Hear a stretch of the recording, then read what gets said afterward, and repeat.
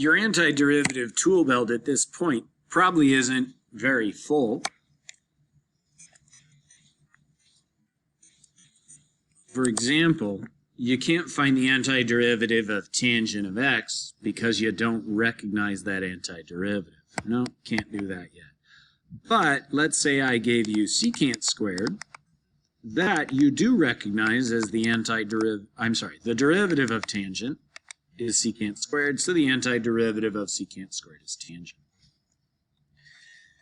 There are other things that you should be able to find the antiderivative of, like 1 over x has the antiderivative natural log of x, and maybe you can even find the antiderivative of things like x to the 5th. Well, we know that's x to the 6th, but x to the 5th has a coefficient of 1, so we divide by 6. If you have something a little complicated, you can't do much. So you need techniques like substitution. And in order to be able to do integration or antidifferentiation by substitution, you have to choose the correct U substitution. Eventually you won't have to write that stuff, but we have to start off doing all the work so we understand what we're skipping. By the end of this video, hopefully you can evaluate some indefinite integrals using substitution. And hopefully you're starting to get an understanding when this technique should be used. Let's start off with some differentiation. And we need to understand a term, and that's this with respect to stuff. So if I ask you, hey, f of u is u cubed, what's the derivative of f with respect to u? That means we're treating u as the input variable, the way you would think of, you would normally treat x. So that's pretty easy. But what if I say, hey, what's the derivative of f of u with respect to x? Well, now what we're imagining is u is some function of x, meaning some function we don't know yet with an input of x. Okay. And so now I'm thinking f of u is some function cubed. I just don't know the name of that function yet.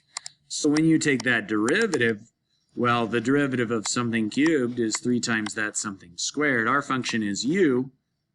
I guess I have to multiply by du dx. The chain rule applies. I just don't have a better symbol to write. And so this is the sort of thing we're looking at.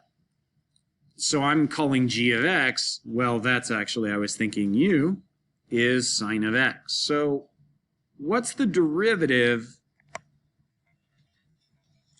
of sine cubed? Well, the derivative of anything cubed is 3 times that input squared. Our input is a sine of x, which has a derivative or a rate of change cosine of x. You can think chain rule. Well, what does this have to do with anything? The technique I'm trying to get you to understand is called substitution, but really it's undoing the chain rule. Let's say you had the differential equation dy over dx. Now, maybe we don't even need a differential equation. Yeah, let's do differential equation. dy over dx is 3 sine of x all squared cosine of x. That would mean dy is equal to 3 sine of x squared cosine of x dx. Could you integrate both sides of this equation? You sure could.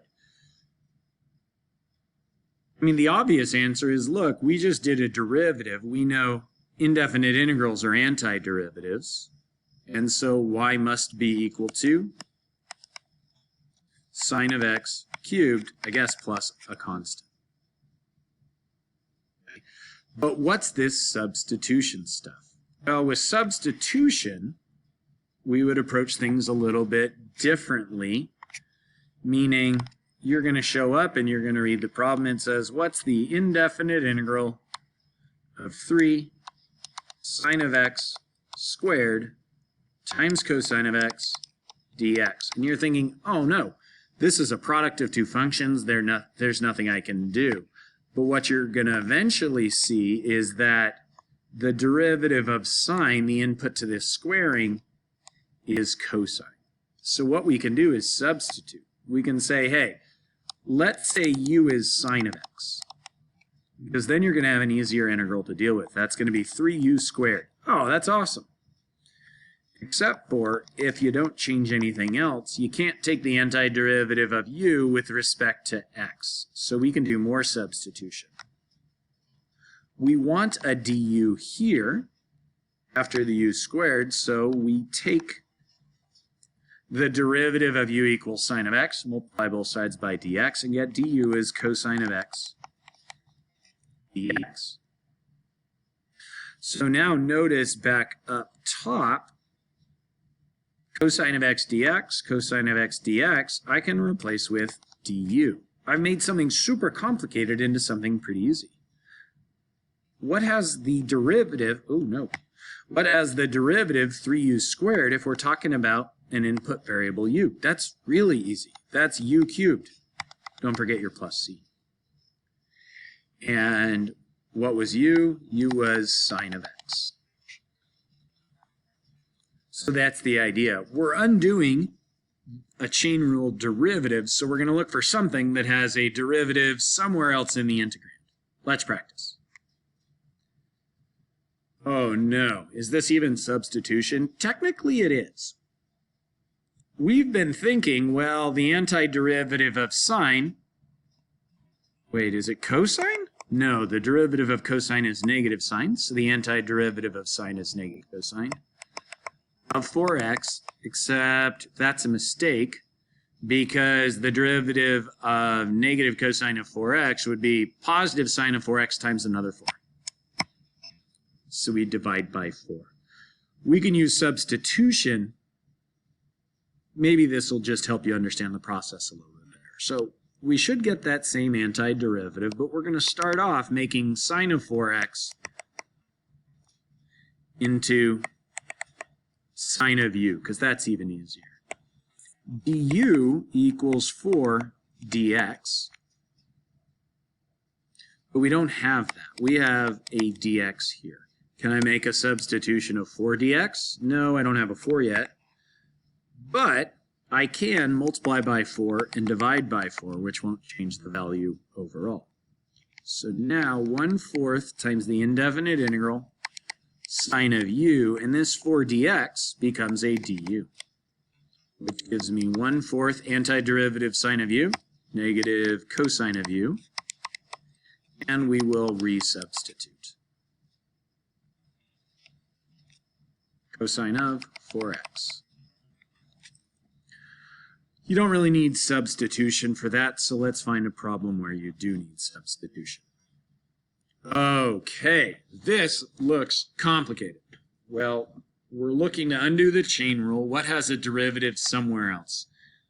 Well, we know the derivative of cosine is negative sine, and the derivative of sine is negative cosine. So how do you decide which is u? Let's test. U is equal to cosine of x, or u is equal to sine of x. If u is cosine of x, du is negative sine of x dx. I can create a negative wherever I want. That's not a big deal. If u is sine of x, du is cosine of x dx. So it looks like I can make either one of those happen, but I can't. And the problem is this sine of x is the exponent to e, which means sine of x isn't multiplied by dx. The only thing you can get multiplied by dx is cosine of x. Maybe I can rewrite to show you what I mean. So e to the power sine of x, cosine of x dx, this is the du I can get. I can't get negative sine. That sine isn't an exponent. So now, can I substitute to make things easier? Sure. E to the power sine becomes e to the power u. Cosine of x dx becomes a du. Wow, that simplified a lot. What's the antiderivative of e to the u with respect to u? Simply e to the u. And we just resubstitute e to the power of sine of x. Eventually, you'll get really good at seeing these substitutions, and hopefully we don't have to do all the work. That day is probably not today. Do you see that this is a good problem for substitution? I do, because, well, 6x squared is the derivative of something else. Yes, it's the derivative of 2x cubed, but also of 5 plus 2x cubed. Maybe I should show you the two options here. So if u is equal to 2x cubed, we do get du is equal to 6x squared dx, and 6x squared is technically multiplied by dx. We could just rearrange the order of factors using commutative property of multiplication.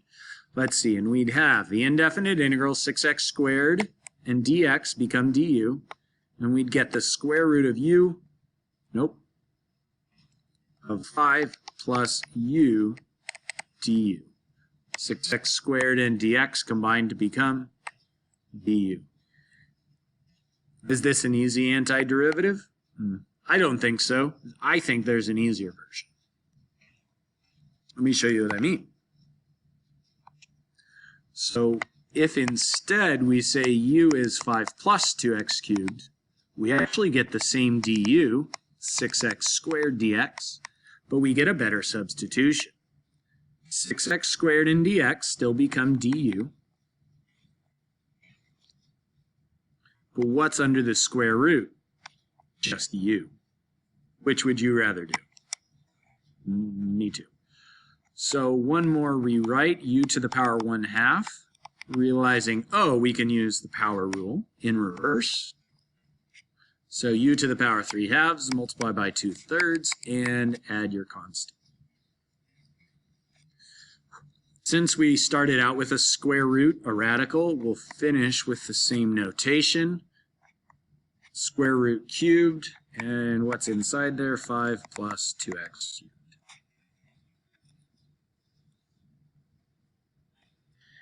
This is a very similar problem and slightly different. What's going on here? Well, we got an exact 6x squared. Here, oh my gosh, that's not a 6x squared. What do? We don't panic. So we're going to use u is equal to 5 plus 2x cubed. We're still going to get du is 6x squared dx.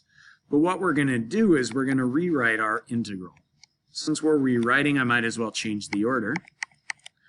Write that square root first so I can get the x squared next to the dx, just like I have in my du. What do you want right in front of this x squared? I want a 6. Let's do that 6 in a different color. Am I allowed to put a 6 right here? Of course. I just have to divide by 6, so really I've multiplied by 1 overall. So we'll rewrite substituting now. The square root of, ooh, fun, u, and 6x squared dx all become du. So now we have a pretty easy indefinite integral, and that's going to be 2/3 u to the 3/2 plus a constant, but we have to multiply by that 1/6. And so we get 1/9, resubstitute the square root cubed, and what's inside there? 5 plus 2x cubed.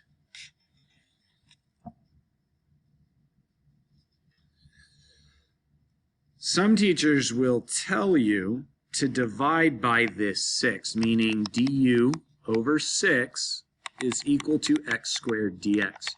I don't like that because that gets students in the habit of just rearranging whenever. And with a constant, you're always allowed to divide. That doesn't create a product or quotient rule problem in terms of derivatives.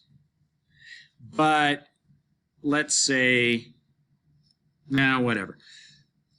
If you're in this habit, you'll make future mistakes and you'll end up, instead of dividing by 6, you'll divide by x, and then you have a quotient rule problem in something else. So I don't recommend that. I'll show you what I mean in more examples tomorrow.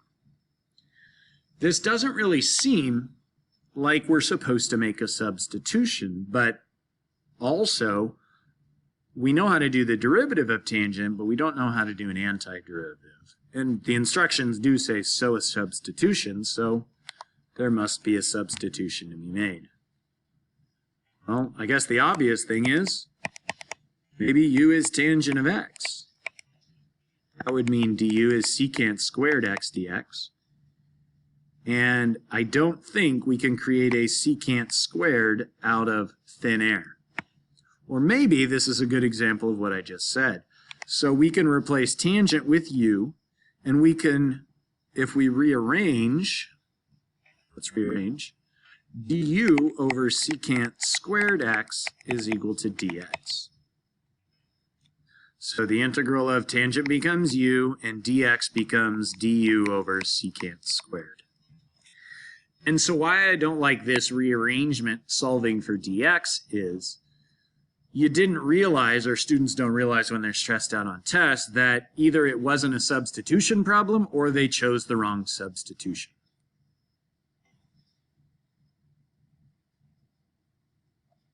So hopefully some of you have already figured out tangent we might as well rewrite as sine of x over cosine of x. And wow, those are pretty much derivatives of each other. The derivative of sine is cosine, and the derivative of cosine is sine. So how do we choose which one is u, sine or cosine? We try both and see what happens. If u is sine of x, du is cosine x dx. I don't know, can I do that? U is cosine of x, then du is negative sine of x dx. So this isn't an opinion of which one you like, it's which one is possible.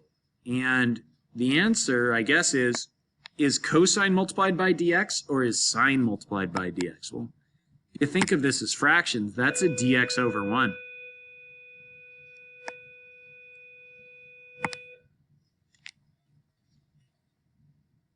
Good gracious, struggling. Meaning, u was supposed to be cosine of x. Can I need a negative sine of x dx. Can I create a negative? Sure, multiply by negative 1, multiply by negative 1. And we haven't changed our value. So, let's see. 1 over u is 1 over cosine. And negative sine of x dx becomes du. So now we get the antiderivative of 1 over u is natural log of u. And resubstitute. Now really quickly, where'd the absolute value come from? You might be thinking, well, way back when I did the derivative of natural log of x, and that was 1 over x. Natural log of x has an implied domain. X value is greater than 0. Since tangent of x that we were given back here at the beginning doesn't have any big domain restriction aside from places that make cosine 0, we need absolute value inside of natural log.